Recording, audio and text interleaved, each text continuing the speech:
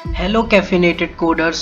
तो आज इस वीडियो में हम जानेंगे कि वेरिएबल्स क्या होते हैं और उनके टाइप्स क्या होते हैं।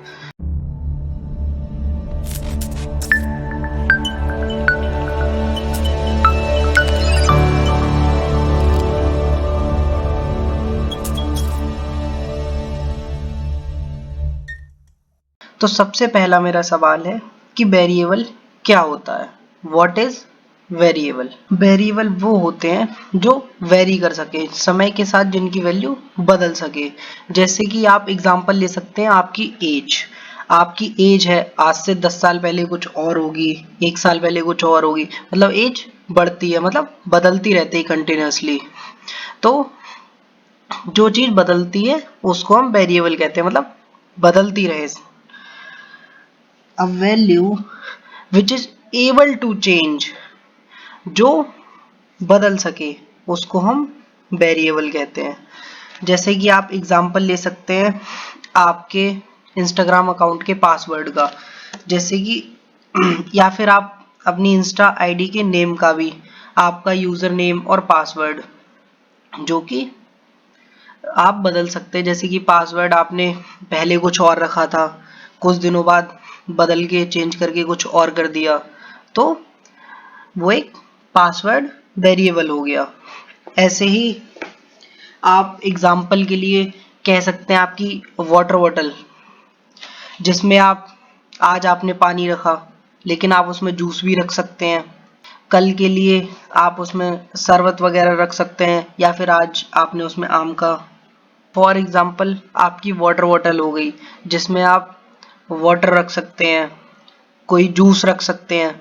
मतलब बदल सकती हैं, उसके अंदर रखी जाने वाली चीजें बदल सकती हैं। तो वाटर बॉटल एक वेरिएबल हो गई।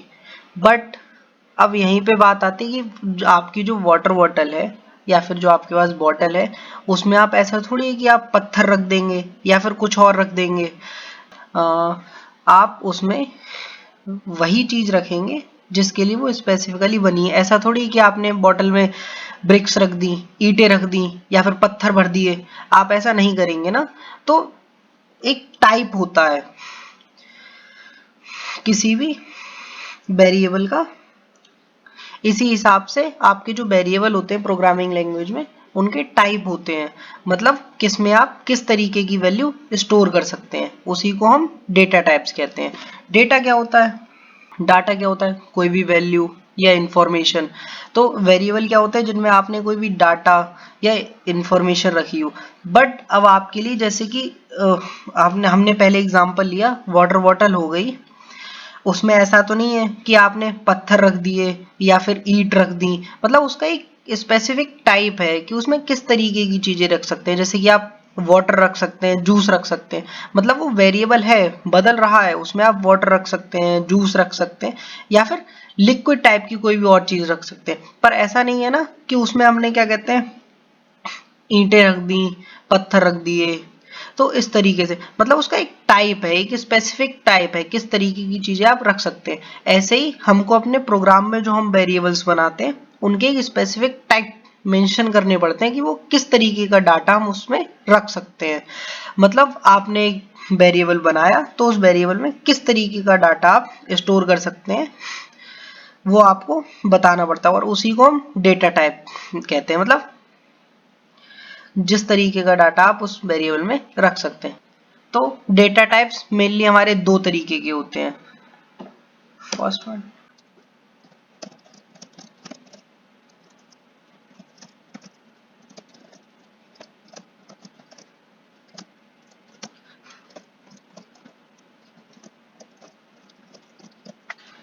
डेटा टाइप्स हमारे दो तरीके के होते हैं। पहला प्रिमिटिव डेटा टाइप, दूसरा रेफरेंस डेटा टाइप।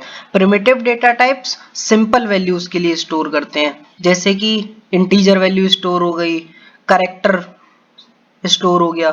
जो रेफरेंस डेटा टाइप होते हैं वो हमारे प्रिमिटिव डेटा टाइप से ही बनते हैं। जैसे कि अ ग्रुप ऑफ कैरेक्टर, जिसको हम स्ट्रिंग कहते हैं, वो एक रेफरेंस डेटा टाइप होता है। या फिर अ ग्रुप ऑफ इंटीजर्स को एरे कहते हैं, वो एक रेफरेंस डेटा टाइप हो गया। ये रेफरेंस डेटा टाइप हम कह सकते हैं derived from primitive data types. जो data types primitive data type से डिराइव्ड होते हैं उनको हम रेफरेंस डेटा टाइप कहते हैं। इनको कभी कभी हम डिराइव्ड डेटा टाइप्स भी कह देते हैं। तो चलिए अब हम जानते हैं कि डेटा टाइप्स कौन कौन से होते हैं और कितनी स्टोरेज लेते हैं, क्या होता है। तो चलिए अब हम जानते हैं कि डेटा टाइप्स कौन कौन से होते हैं। तो सबसे पहले हम बात करेंगे प्रिमिटिव डेटा टाइप्स की। जनरली 8 प्रिमिटिव डेटा टाइप होते हैं। आइए देखते हैं कौन कौन से होते हैं एक एक करके। हाँ, तो प्रिमिटिव डेटा टाइप्स में जो सबसे पहला डेटा टाइप हम पढ़ेंगे वो होता है बूलियन। बूलियन डेटा टाइप्स केवल दो तरीके की वैल्यू स्टोर कर सकता है, ट्रू और फॉल्स। और ये जो केवल 1 बाइट मेमोरी में घेरता है, ये केवल 1 बाइट लेता है मेमोरी की। आपने कई जगह कई वेबसाइट वगैरह पे क्वेश्चन टाइप देखा होगा, आप 18+ है या नहीं है, तो ऐसी जगह पे इस डेटा टाइप का इस्तेमाल होता है, हम यूज कर सकते हैं जहां हमें केवल दो ही वो इनपुट या आउटपुट लेने हो, ट्रू और फॉल्स में, तो वहां इसका इस्तेमाल हो सकता है। दूसरा डेटा टाइप हमारा होता है करेक्टर। ये 2 बाइट घेरता है मेमोरी में और ये करेक्टर वैल्यूज के लिए स्टोर करते हैं। ABCDEFG इस तरीके की जो वैल्यू होती है करेक्टर वैल्यूज होती है, और केवल ये सिंगल करेक्टर स्टोर करता है। इस बात का ध्यान रखिएगा, केवल सिंगल करेक्टर स्टोर करने के लिए हम कैर डेटा टाइप का इस्तेमाल करते हैं। उसके बाद आता है बाइट। ये मेमोरी में 1 बाइट घेरता है, जैसे कि इसके नाम से पता चल रहा है ये मेमोरी में बस 1 बाइट घेरता है। इसकी रेंज -128 से 127 होती है। तो हमें जब भी कोई छोटी वैल्यू स्टोर करानी होती है तो हम इसका इस्तेमाल करते हैं, बाइट डेटा टाइप का इस्तेमाल करते हैं।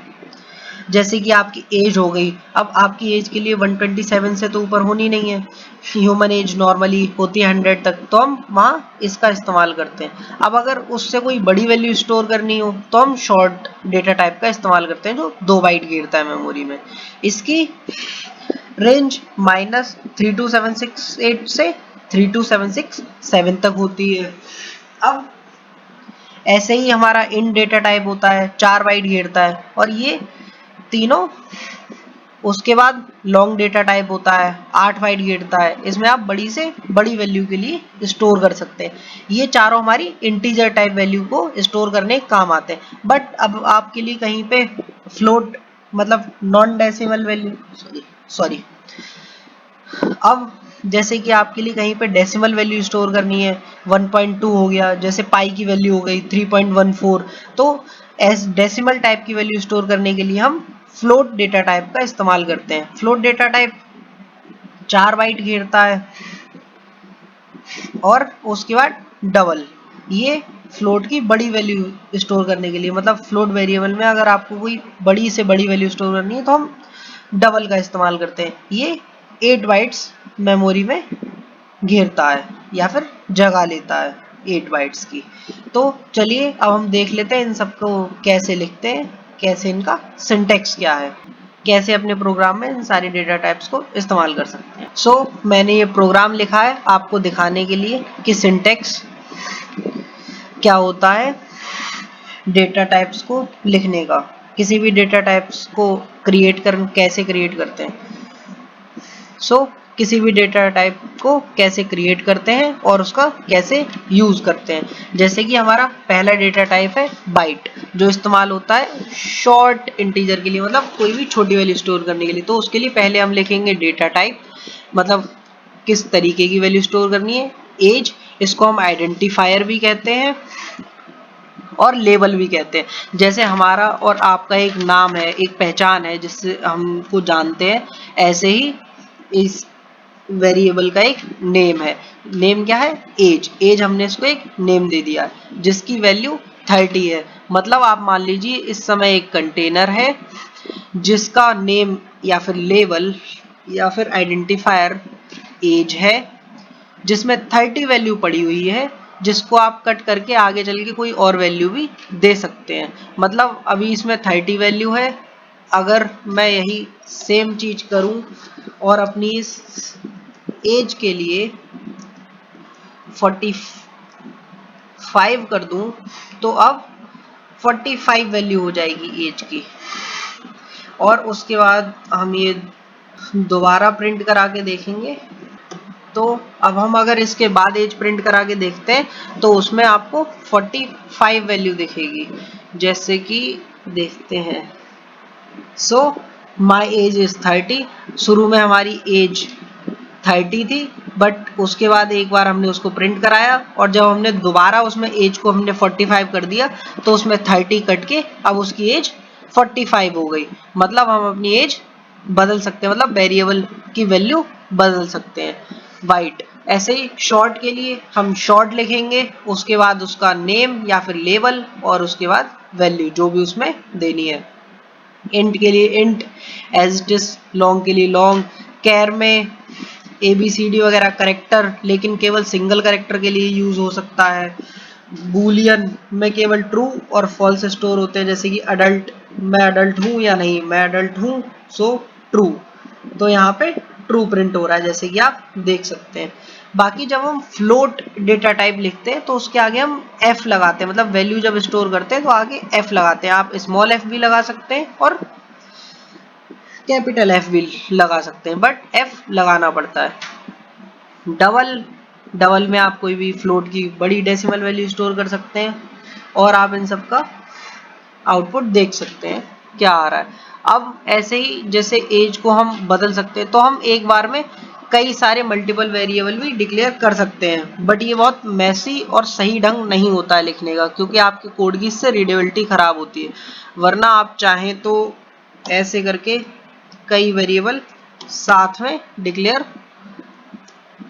कर सकते हैं, कोई एरर नहीं आएगा। अब ये L और M है, यहाँ जो येलो कलर से दिखा रहा है ये दिखा रहा है कि आपने एक्स्ट्रा वेरिएबल बना रखे हैं जिनका आप कहीं इस्तेमाल नहीं कर रहे हैं, बट ये कोई एरर नहीं है। एक लाइन में हम काफी सारे वेरिएबल डिक्लेयर कर सकते हैं। हम एक वेरिएबल को दूसरे वेरिएबल की भी वैल्यू दे सकते हैं, जैसे कि मैंने एज को 45 वैल्यू दे रखी है। अब यहाँ एक्सपेंडिचर को अलग से वैल्यू ना देके एज वैल्यू ही असाइन कर दूं, तो अब जब हम इस प्रोग्राम को रन करेंगे तो as well as my age is 30 और जो हमारा एक्सपेंडिचर था उसमें भी अब वैल्यू 45 आ गई, क्योंकि एज को हमने उसके बाद बदल के 45 करा था। उसके बाद जब हम एक्सपेंडिचर में हमने एज की वैल्यू दी तो उसको 45 वैल्यू असाइन हो गई। तो आज की वीडियो के लिए इतना ही। Thank you. अगली वीडियो में हम जानेंगे इनपुट कैसे लेते हैं। आज की वीडियो के लिए बस इतना ही। Thank you.